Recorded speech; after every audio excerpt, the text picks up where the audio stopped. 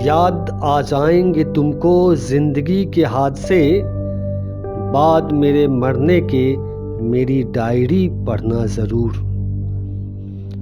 हर पन्ना तेरे नाम से रंग दिया, मेरी डायरी से पूछो इश्क किसे कहते हैं।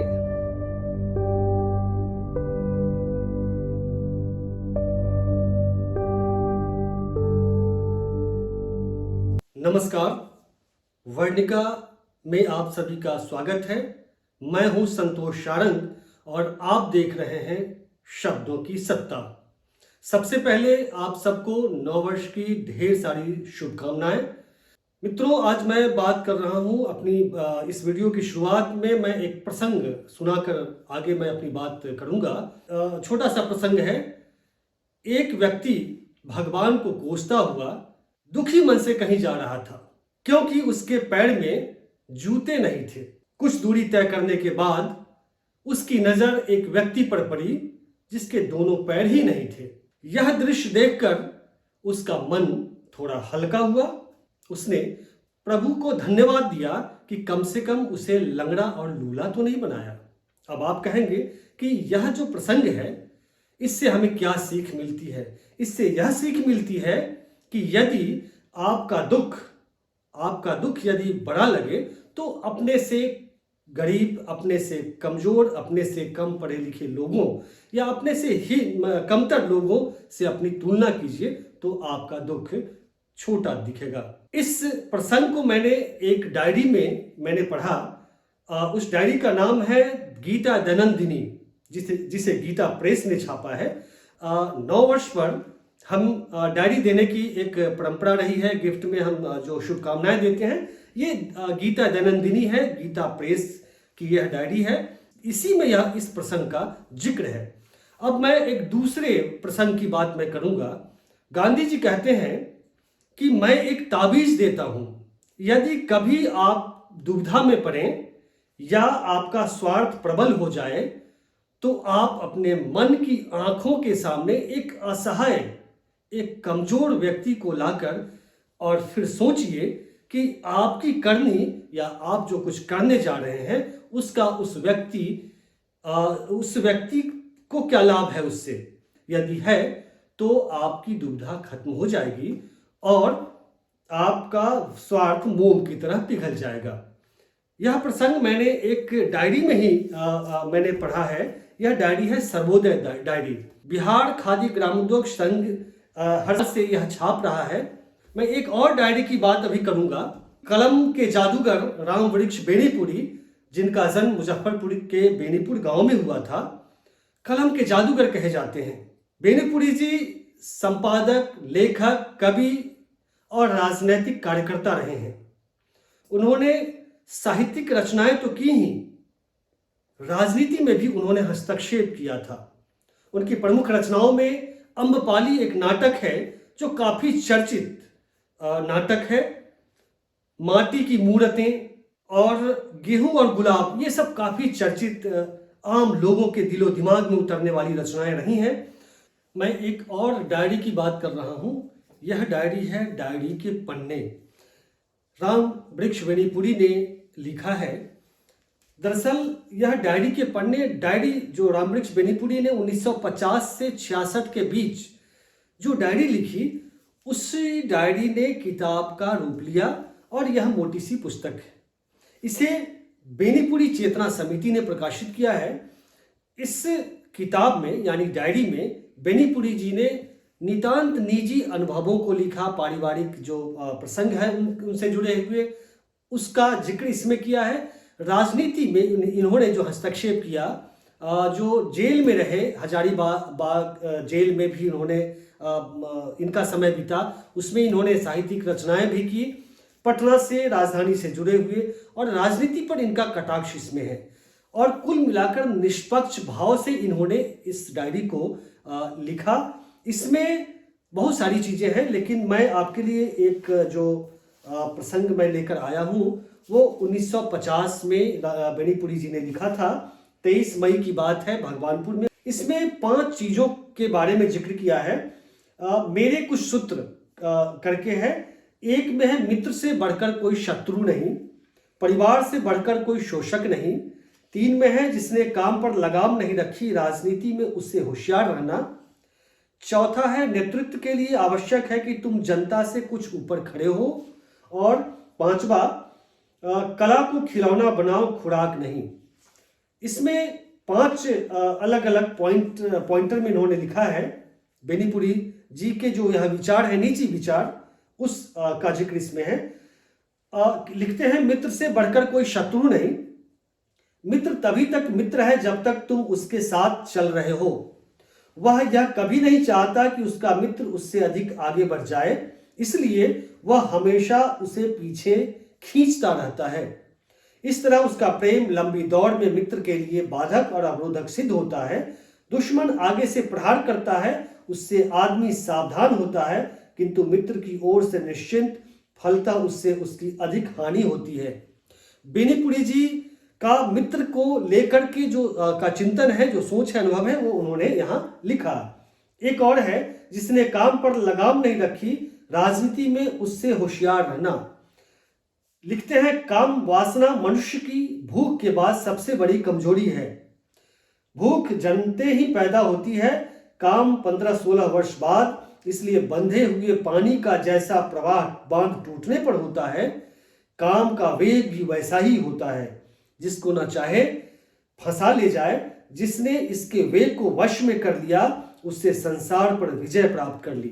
राजनीति में जो दृढ़ता, अनवरतता और एकाग्रता चाहिए, वह चरित्रहीन व्यक्ति में आ नहीं सकती। वह कभी भी धोखा दे सकता है। या तो तुम्हें बीच धारा में छोड़ देगा या स्वयं आत्महत्या कर लेगा। अपकृति के लिए जीवित रहना भी तो आत्महत्या ही है।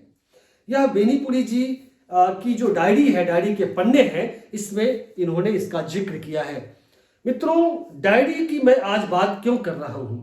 9 वर्ष है, 9 वर्ष की शुरुआत हो गई है और आप में से बहुत सारे लोग अपने शुभचिंतकों को, मित्रों को कोई डायरी दे रहा होगा, कोई कैलेंडर दे रहा होगा, कोई बुके दे रहा होगा, कोई फूल देकर शुभकामनाएं दे रहा होगा। डायरी का महत्व हमारे और आपके जीवन में क्या है, यह इस पर गौर करने की जरूरत है। डायरी के जो खाली पन्ने होते हैं, आमंत्रित करते हैं कि आओ हम में कुछ लिखो। और डायरी में कुछ जो भरे पन्ने होते हैं, उसमें कुछ प्रसंग होते हैं, कुछ कोट्स होते हैं, वो हमें कुछ सीख देकर जाते हैं। हम डायरी, दुनिया में कुछ मशहूर डायरी हुई हैं जो करोड़ों में जिसकी प्रतियां बिकी है, उसकी हम आगे चर्चा करेंगे। लेकिन मैं यहाँ यह कहना चाहता हूँ कि डायरी हमारे आपके निजी, भावनात्मक, व्यक्तिगत और दैनिक जो दिनचर्या है उसका, इन तमाम चीज़ों का, जो हमारी आगे की भविष्य की कार्य योजनाएं हैं, उस सब का एक संकलित रूप होता है। तो चलिए हम डायरी के बारे में और विस्तार से जानते हैं कि दुनिया में डायरी को लेकर के किस तरह की बातें हैं और किस तरह की चर्चा है। यह दिलचस्प कहानी है मात्र 15 साल की उम्र में दुनिया को अलविदा कहकर मौत को गले लगाने वाली एनी फ्रैंक की। एनी का जन्म 1929 में जर्मनी के फ्रैंकफर्ट में एक यहूदी परिवार में हुआ था। हंसमुख व चुलबुले स्वभाव की एनी बचपन से होनहार थी। वह लेखिका बनना चाहती थी। कहानी में ट्विस्ट आता है तानाशाह हिटलर के अत्याचार से। 1939 में द्वितीय विश्व युद्ध शुरू हो चुका था। उस समय एनी सिर्फ 10 साल की थी। हिटलर के नेतृत्व में जर्मन सैनिकों के द्वारा यहूदियों पर जुल्म ढाए जाने लगे। इसी बीच एनी का पूरा परिवार नाजियों के अत्याचारों से बचने के लिए नीदरलैंड के एम्स्टर्डम में एक फैक्ट्री के गुप्त ठिकानों में जा छुपा। एनी फ्रैंक मात्र 13 साल की उम्र में ही डायरी लिखनी शुरू की। यह बात 1942 से 44 के बीच की है। एनी इस डायरी में कुछ निजी बातों, प्रेम प्रसंगों के अलावा हिटलर के अत्याचारों, नाजी सैनिकों के जुल्म सितम एवं सेकेंड वर्ल्ड वॉर के भीषण खून खराबे को 2 सालों तक लिखती रहीं। इस बीच एनी के पिता ऑटो फ्रैंक समेत परिवार के अन्य सदस्य गिरफ्तार कर लिए गए। एनी और उसकी बड़ी बहन को यातना शिविर में भेज दिया गया। एनी की मौत यातना शिविर में ही 15 साल की उम्र में 1945 में हो गई। द्वितीय विश्व युद्ध के समाप्त होने के बाद एनी के पिता ऑटो फ्रैंक को यह डायरी मिली। ऑटो ने इस डायरी को प्रकाशित करवाया।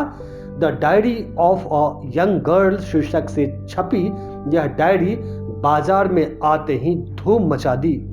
आज यह डायरी 70 से अधिक भाषाओं में छप चुकी है एवं करीब 3 करोड़ प्रतियां बिक चुकी हैं। एनी के 13वें जन्मदिन पर उसके पिता ने लाल व सफेद रंग की चेक वाली एक डायरी गिफ्ट की थी, जिस डायरी का नाम था किट्टी, जो आज ऐतिहासिक दस्तावेज बन चुकी है। एनी फ्रैंक आज दुनिया की सबसे मशहूर डायरी लेखिका है। मित्रों, अभी आप सुन रहे थे विदेशी लेखिका के डायरी लेखन के किस्से। अब हम बात करते हैं भारत के प्रमुख डायरी लेखक और उनकी डायरी के बारे में। डायरी हिंदी साहित्य की भी एक प्रमुख विधा है। आधुनिक हिंदी डायरी के प्रथम लेखक श्री राम शर्मा को माना जाता है, जिसने सेवाग्राम की डायरी लिखी। डायरी को संस्कृत में दिवस कहा जाता है। डायरी शब्द लैटिन भाषा के डायस शब्द से बना है। हिंदी साहित्य के प्रमुख डायरी लेखक हैं मुक्तिबोध की एक साहित्यिक की डायरी, यशपाल की मेरी जेल डायरी, देवराज की अजय की डायरी, हरिवंश राय बच्चन की प्रवासी की डायरी, शांता कुमार की एक मुख्यमंत्री की डायरी, रामधारी सिंह दिनकर की डायरी। इस तरह हिंदी में दर्जनों डायरी लेखक हुए हैं जिनकी डायरी चर्चा का विषय बनी। अब हम बात करते हैं डायरी लेखन के फायदों के बारे में। हम अपने विचारों और भावनाओं को व्यवस्थित कर कलमबद्ध करते हैं डायरी में। यदि आपकी स्मरण शक्ति कमजोर है तो डायरी आपके लिए बहुत उपयोगी साबित होती है। आप में लेखन कला विकसित होती है, तनाव व अकेलापन भी दूर होता है। डायरी लिखने से आपके भीतर बैठी बुराइयों को कम करने में भी मदद मिलती है। व्यक्तिगत जीवन का दस्तावेजीकरण या हिस्ट्री को संजो कर रखते हैं। भूलने की जो बीमारी आपकी है उससे आप धीरे धीरे बचते हैं। भविष्य की कार्य योजना बनाकर संकल्प लेकर आप उसे एक आकार देते हैं। अतीत की घटनाओं पलों को ताजा रखने में भी डायरी हमारी मदद करती हैं। खुद से संवाद करने में भी मदद करती हैं। अपने क्षण विशेष के अनुभव, मुलाकातों या बहस मुहाबिसों से संबंधित जानकारियों को संजोकर रखने में भी डायरी हमारी मददगार साबित होती हैं। यह खुद से दोस्ती करने का भी जरिया है। अगर आप लेखन कौशल को बढ़ाना चाहते हैं तो डायरी से अपनी शुरुआत कर सकते हैं। डायरी लिखने की आदत से हमारे मस्तिष्क में नए नए विचार आते हैं और हम विचारों को मजबूत करते जाते हैं, समृद्ध करते जाते हैं। तो मित्रों, आइए 9 वर्ष में हम डायरी लिखने का संकल्प करें। वह डायरी भले ही व्यक्तिगत हो या साहित्यिक हो, लेकिन डायरी लेखन की आदत को अपने जीवन में शुमार करें। डायरी लेखन की आदत को हम अपने जीवन का हिस्सा बनाएं। तो चलिए हम फिर मिलते हैं अगले एपिसोड में किसी नए विषय के साथ। तब तक के लिए नमस्कार।